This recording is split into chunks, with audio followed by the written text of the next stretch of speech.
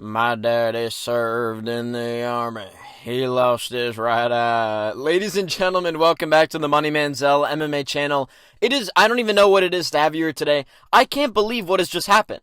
Okay, it is the morning. I have slept on the result of the fights from last night. I still can't believe it. I can't even fathom it. We on the Money Manziel MMA channel, you and me, have caused the collective downfall of two of the most dominant fighters in UFC history. Ilia Topuria was 17 or 18-0, lost. Khamzat Chimaev undefeated, lost because we predicted him to win. It's unbelievable. Subscribe down below if you love a good curse.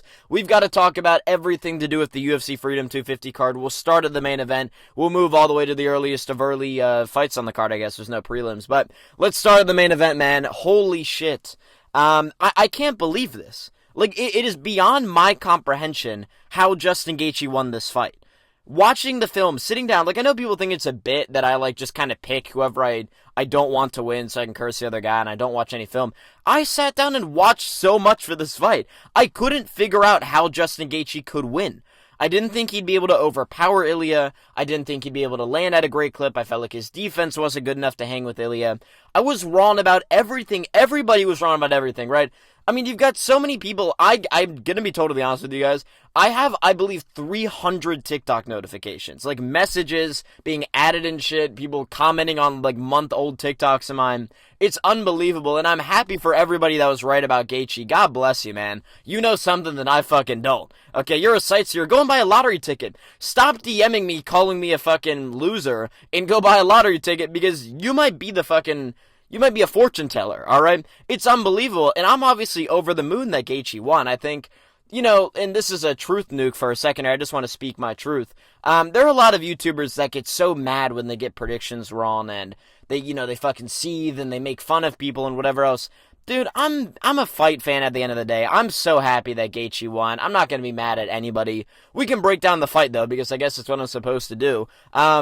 Round one, it was very competitive. You could have argued it gone either way. It went either way, but on shock factor alone that Gaethje didn't get nuked out cold, Gaethje had to have won round one. It felt very competitive. He was landing shots on the feet, kind of trying to go up top with high kicks while he was entering in. But Gaethje had a very simple game plan. He would tie up in the clinch, throw his uppercuts. Everybody knew that's what he was going to do. And I said in my video on Thursday, I said, Gaethje can win round one. I thought he could make it look competitive early, but eventually Ilia would get to him. And I thought I was almost perfectly correct on that at the beginning, right? Because round two, Ilia came out there and put it on Gaethje. The liver shots that Ilia Topuria were landing might have made most people watching this video cry. Like, real tears, quit MMA, never come back to training again if you got landed, those shots landed on you, right? But Justin Gaethje somehow toughed it out. Ilia Topuria, a moment that's going to be remembered forever, after hurting Gaethje to the body horribly, chased a submission on the ground in an armbar. Now, if it had worked, it would have been incredibly smart. Ilia Topuria, holy shit, that's aura, you know what I mean? He submitted him, Khabib submitted him, Charles submitted him, you know, what a legend of the game.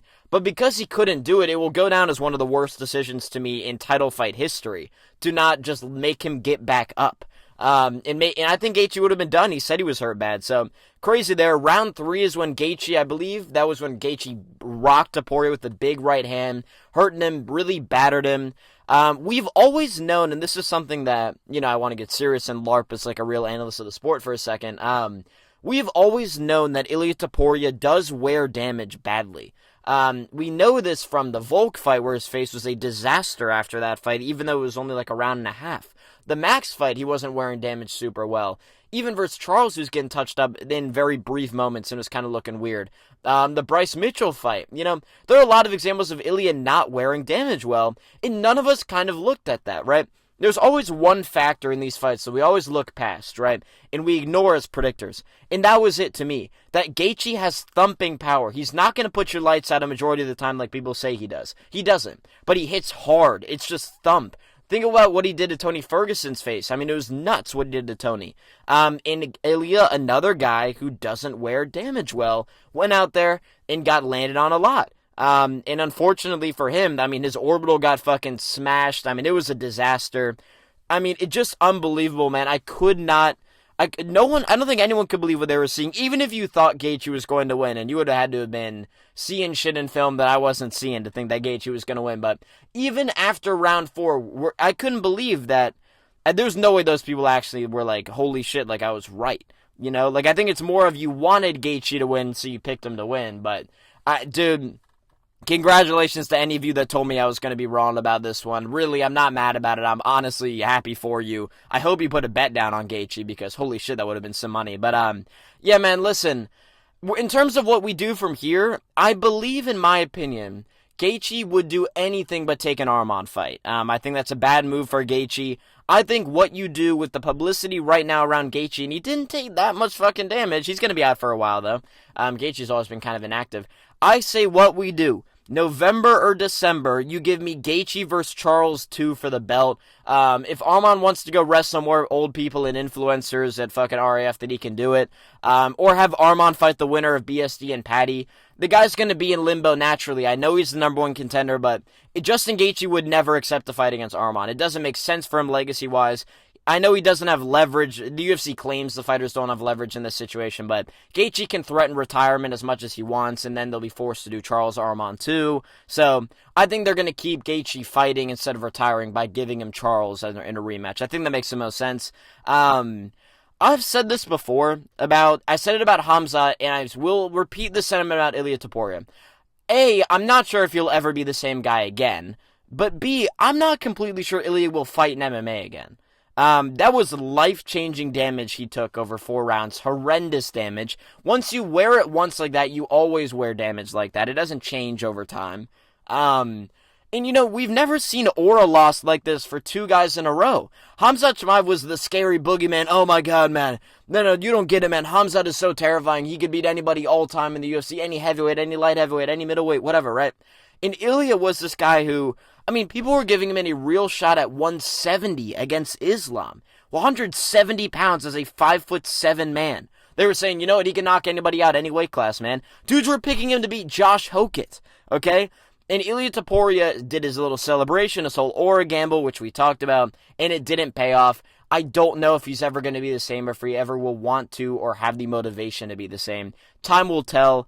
I think Ilia should go back to featherweight. I know he said he can't make the weight. That seems impossible to me. He's 5'7". He has an okay amount of muscle on his frame. I think lightweight's a step too far for him, to be honest with you. I think Charles was a guy who was capable of making 145. And I think that Ilia, at the end of the day, is going to get roughed around by the bigger guys at 155. What an unbelievable performance by Justin Gaethje. Forever happy for the man. And to witness that was one of the greater live experiences of my life. So, instead of seething in my fucking DMs, be happy that your guy won, man. Have a positive mindset, because that is what we're about on this channel. Alright, let's move on to the co-main event, which, I mean, can a guy be more wrong about a fight than me on this one? You know, it's one thing to pick Ilia to win, which I felt was inherently obvious, and I was wrong about it. I'll give kudos to whoever gave Justin a shot. But I stated it was propaganda on Friday to say that Ciryl would make Alex Pereira look silly on the feet.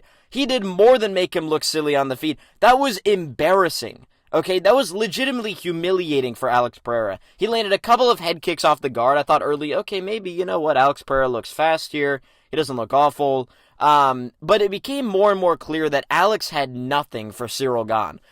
There's sometimes, we see this all the time in boxing, where guys just go up a weight class too far. You know, they really are chasing greatness. They have this idea about themselves that they're never going to lose, and they're on top of the world.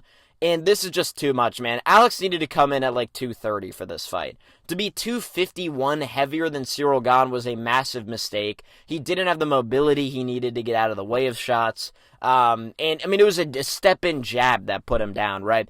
Did Ciryl Gane, in my opinion, I've watched the replay, I said 12 initially, it was an overreaction. I felt like 3 or 4 of them were back of the head elbows with no intention of angling them at all. But again, it's in the moment. I'm not going to shit on him. I coped a little bit yesterday, but I'm not going to shit on the guy. It didn't really mean much. I just, you know, it's just funny to me that Ciryl Gane, like, he just cannot escape it. He can't escape being unethical. It's a lifestyle. But, no, man, it was an awesome performance by Ciryl Gane. Looked incredible. Made me eat my words every bit. All of you that told me Ciryl was going to win all week, you must have been fucking screaming at your computers whenever I tell you, I don't know, man. No, dude, I think Alex is going to win this fight, honestly, man. You guys must have been so pissed hearing me say that, so I feel bad for you. But, listen, you got your wish. You know, Ciryl Gane won. If Tom Aspinall can get his shit together and we can get a rematch, that will be so fucking awesome, man. I would love to see a Ciryl versus Tom rematch. Holy shit, that would be amazing. So, hopefully we get that. In terms of what Alex does, he needs to go back to 205. I don't know what the weight cut situation would be like there, but 205 to me, especially at 38 years old or however old he is now, that's the only option. He's going to have nothing in heavyweight unless he wants to come in way lighter his next fight. I just think this is a division too much. I don't think there are any fights for him here, so I think Alex should go back down to light heavyweight, try and get the belt back there, maybe ride off into the sunset. I'm not completely sure, but great win for Ciryl Gane. Gotta love it. And we're going to move on to the featured fight. Oh my god. Oh my god. Fucking Aiemann Zahabi. Dude, I spent months telling everybody Aiemann Zahabi is the worst fucking fighter in UFC history to ever be in the top 6 of a division. This brought a tear to my eye. This is one of the greatest moments of my life, okay? My wedding, my first child being born, just, there are so many things in life that are amazing moments that you can be happy about. There was no greater moment in my life than watching Aiemann Zahabi throw fucking running in leg kicks for fucking 10 minutes straight and genuinely get slimed out by Sugar Sean O'Malley on the White House lawn. I was laughing. I was up out of my seat, clapping, flipping off the fucking TV when Aiemann Zahabi got knocked out. As the president of the Aiemann Zahabi army, I'm not the president of that. As the president of the anti-Aiemann Zahabi army, ladies and gentlemen, we've done it. I cannot express to you how beautiful this is. It's just, this fucking guy went out there. He threw 26 leg kicks. How do you land 32 significant strikes? 26 of your leg kicks are fucking, step in the worst leg kicks in athletically ever. This guy has no athleticism. This guy's running in, throwing the worst looking leg kicks of all time. And Joe Rogan on the microphone every time, dude, that's hurting him so bad, man. I don't think Sean O'Malley's ever going to be the same again, man. You know, Benson Henderson invented those. Aiemann Zahabi's the worst top 6 fighter of all time. I was dying laughing. I still am now. It brings a smile to my face to even talk about it.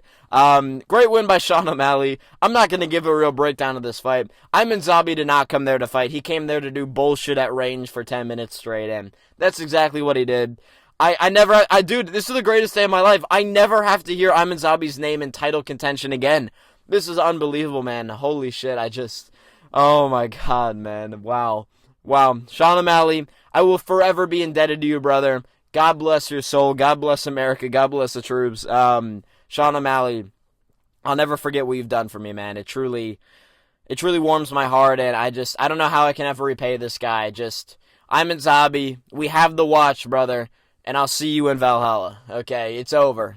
Pack it up. It was a good run, buddy. You thought you could LARP as a contender at 38 years old. It's not happening.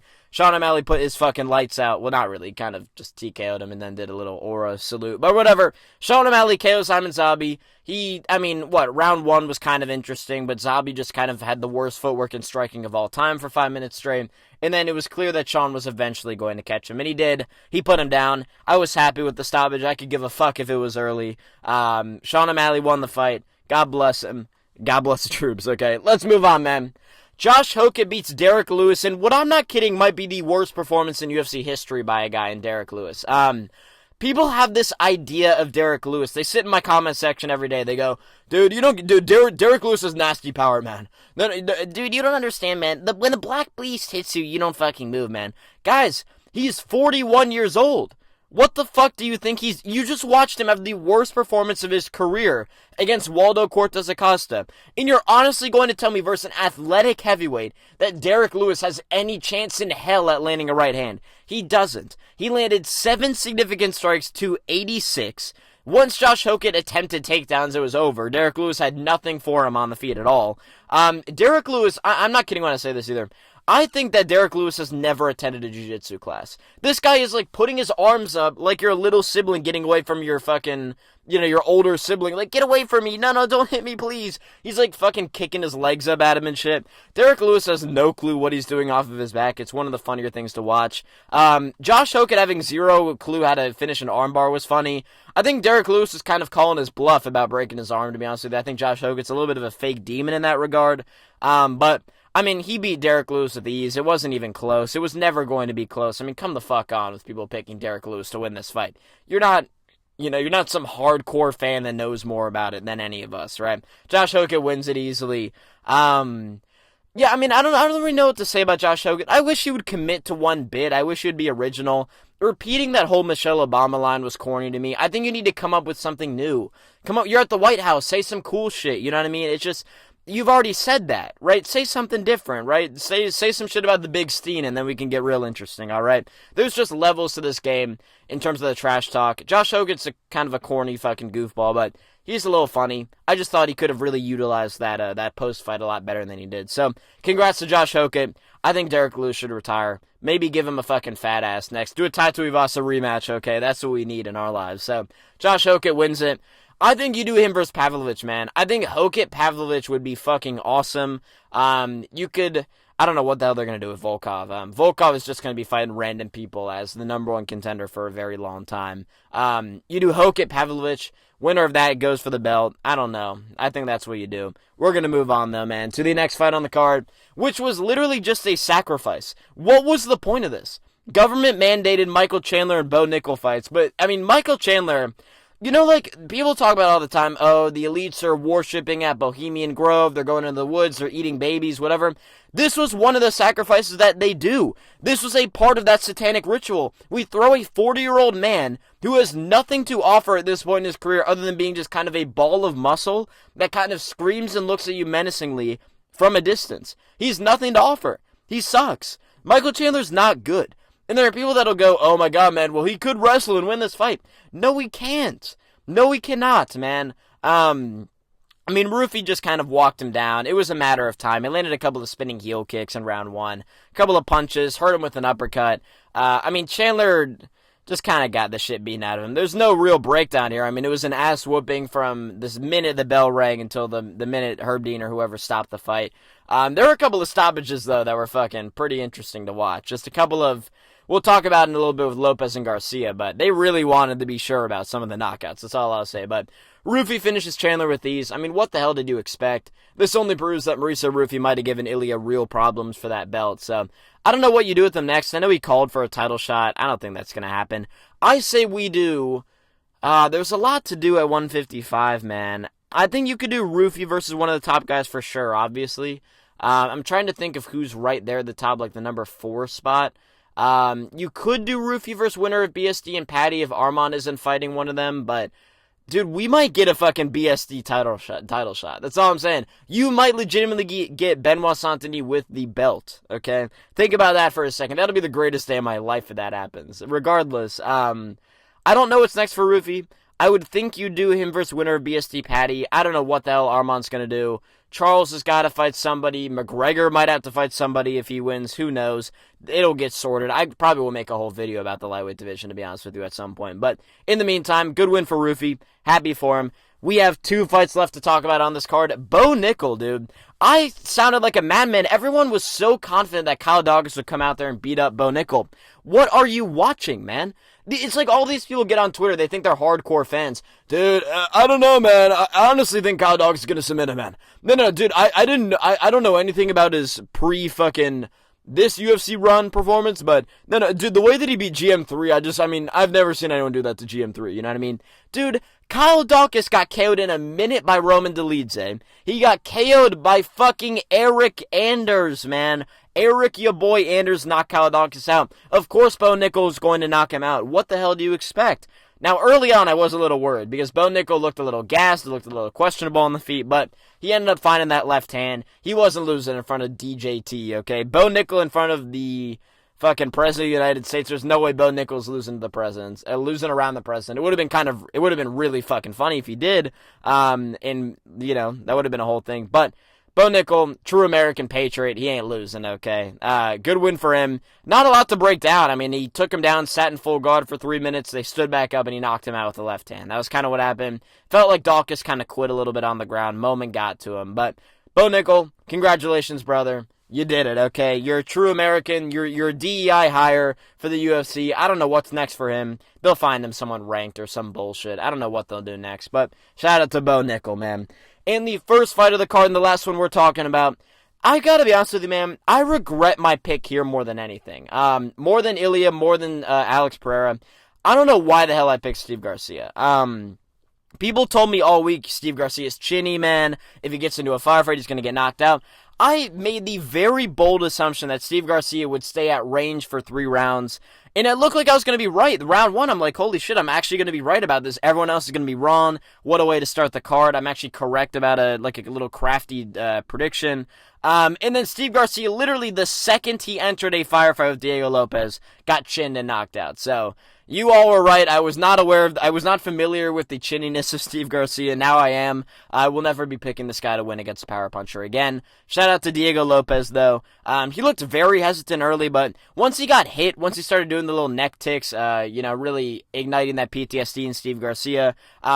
Steve Garcia entered a firefight. He said, "What the fuck are you doing?" He went in there, guns blazing, and Diego knocked him out. So congratulations to Diego Lopes. Pretty awesome performance. He was a little hesitant early, which worried me, but hopefully he's getting that mojo back more at featherweight now. And ladies and gentlemen, that is going to do it for the video today. I hope you all enjoyed. A lot of fun to put this one together, man. Just, I really sit around every day, and I think this sport is so crazy. I don't know if people know this. I went down to DC for that second day. I didn't have FanFest tickets, but I went because I wanted to see the spectacle. Sports washing is a real thing. It was a lot. I mean, a lot of dirt bikes on the fucking White House lawn, it is what it is. But, no, man, I went down because I wanted to see how crazy it all was, and it looked like it was going to be a crazy time. It was a crazy time. Never in my wildest dreams did I think the card would play out exactly like that, but things sometimes are even crazier than fiction. Reality's crazier than fiction.